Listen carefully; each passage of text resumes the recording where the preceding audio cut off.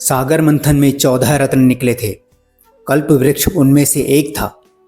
आध्यात्मिक मान्यता है कि इसके नीचे बैठकर जो भी मांगा जाए वह मिल जाता है। ज्ञान भी कल्प वृक्ष की भांति होता है। ज्ञान प्राप्त कर मनुष्य अपनी हर मनोकामना की पूर्ति कर सकता है।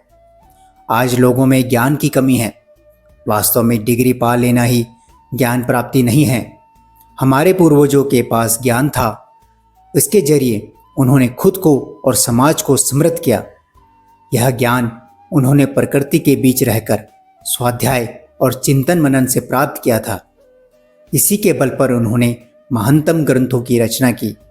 वे अपने वातावरण, परिस्थिति और प्रकृति से बहुत कुछ सीख वर्तमान के लिए छोड़ गए हैं।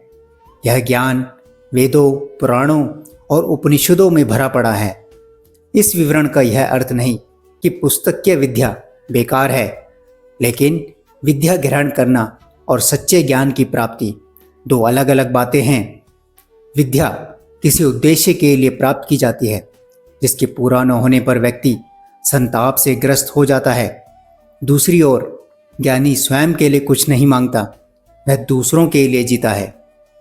ज्ञान प्राप्ति एक अनोखी शक्ति है, परंतु इसको पाने के लिए यथासंभव प्रयास अनिवार्य हैं। स्वयं को सागर मंथन के जैसे मथ कर ही ज्ञान की प्राप्ति की जा सकती है। डिग्री लिए तो बहुत से आतंकवादी, भ्रष्टाचारी, स्वार्थी लोग भी इसी संसार में जी रहे हैं। वे पढ़ लिख कर यदि ज्ञानी बने होते तो इस मानवता को इस प्रकार ना कुचलते। स्वयं भूखा रह अपने मुंह का निवाला दूसरों को खिला देना ज्ञानी होने का सतत प्रमाण है। ज्ञानी उस सागर के समान होता है जिसमें नदियां अपना अस्तित्व खोकर स्वयं सागर बन जाने में खुद को धन्य मानती है। इसमें द्वेष, स्वार्थ और अपना पराया के भाव का कोई स्थान नहीं होता। कम पाकर अधिक देना ही एक ज्ञानी की पहचान है। एक ज्ञानी ही अपने परिवार, समाज और संसार को जीवंत रखने की क्षमता रखता है।